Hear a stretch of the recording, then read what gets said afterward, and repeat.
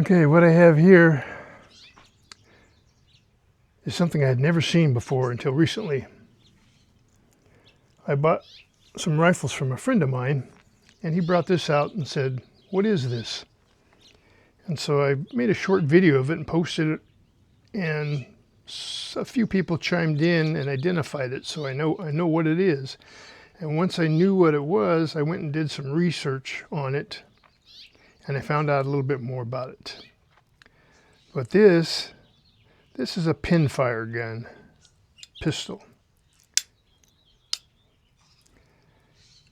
And it's got some writings right there by the maker, and that says Pirlot Freres. I don't know if that's French or whatever, but it was made in Belgium. And the Reverie or whatever is French for patent.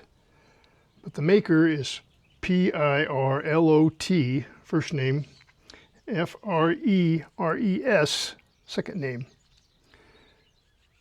1468, serial number of the gun.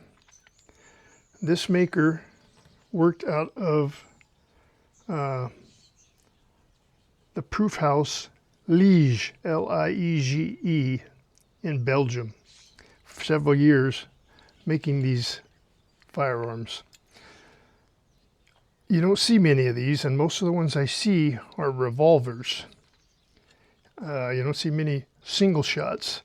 The closest one I found to this on the internet is a double barrel, 2 hammers, 2 triggers, 2 barrels. But it's pretty much an exact make of this, made by the same people. Now if you look at this, it's pretty fancy. It's got pretty fancy scroll work on it. On the trigger guard, on the pistol grip cap.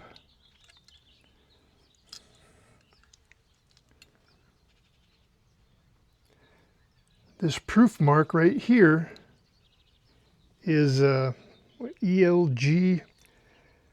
That identifies the time frame this was made, and that puts it, the configuration of that proof mark, puts it in the 1810 to 1853 range. This is what I found on the internet. Take it or leave it. I'm not going to say it's the gospel. There's a few more. There's a V stamp right there. But anyway, this is called a pinfire. And the reason it's called a pinfire is you open the breech lock and you slide a cartridge in there, a metallic cartridge. This one happens to measure out at 11 millimeters, which is about 45 caliber. So it's a sealed end brass casing with a brass pin sticking radially out of the cartridge that sticks up above this notch. Look at there, it's got a little carving on the end of that too. Very, very fancy. So you slip your cartridge in there, align the pin right here. When that pin hits the primer inside the cartridge, it ignites the black powder and sends the ball or whatever down the barrel. So this works as a safety, my guess, I don't know this, as well as an extractor. You can see how that would extract. The pin is still there after the ammo's fired, and you could extract the case by pushing back on that pin. The case would come right out. But in battery, it also acts as a safety, because you can bring that hammer down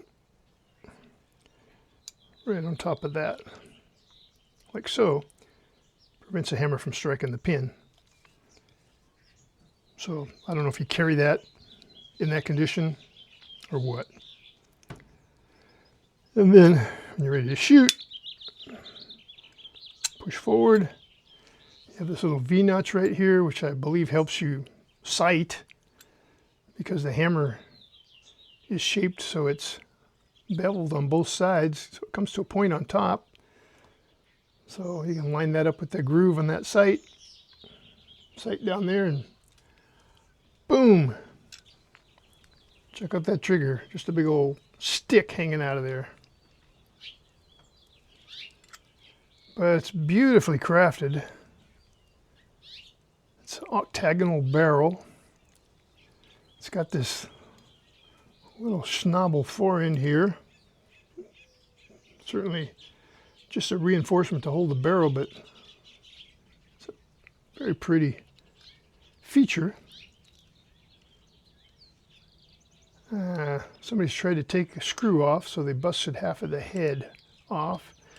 And this, it's a little sloppy, so somebody's tried to, I've tried to push that back together, make it a little tighter. Somebody's been trying to take this apart. A few screws to hold everything together. This one's a little boogered, that one's a little boogered. But the pistol grip is all hand checkered, it looks like to me.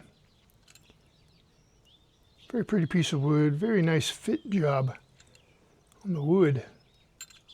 Very good craftsmanship. Of course, these were all handmade if they were made in the 1800s. And the story is, this pistol was given to my friend's father by a park ranger. I don't know where he found it, where it came from, or whatever, but it's been in my friend's dad has had this since, and my friend is getting on up there in age, so I was able to talk him out of this. And it's just a conversation piece now. There's a few places on the internet that have some information. One of them is overseas, has a lot of pictures of these. They made these in rifle barrels and smooth bores. But the most useful site that I've run across was a fella who shows us how to make ammo for these, because of course they don't make it anymore, and if you want to buy one you'd have to mortgage your house. That's how rare they are. So he makes his out of spent 45 cases. He cuts off just ahead of the case head, the rim, and then he brazes the end up that he cut off.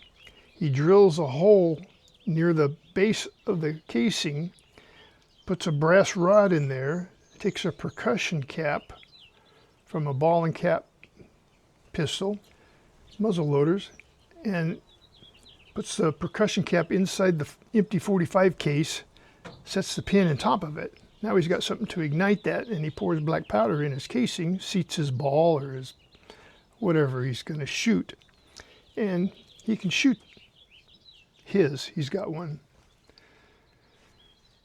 So I think I'll try that, so I just have something to go with this pistol. Not that I want to shoot this, because this is old. I don't know what it would withstand, and I don't want to break it up or tear it up or break it. So I'll make some. Maybe I'll make a little case for this and have a couple of bullets down here that shows people what a pinfire ammunition looks like. But anyhow, I want to thank the people who directed me in the right places as to what this was and how to go about finding more information on it. Very interesting.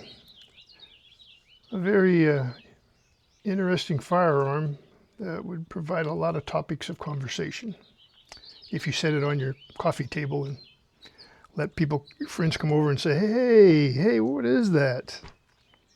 But that's pretty cool. So we're not going to take that over to the range and try it out, but it'd be nice. Something to tell my grandkids about.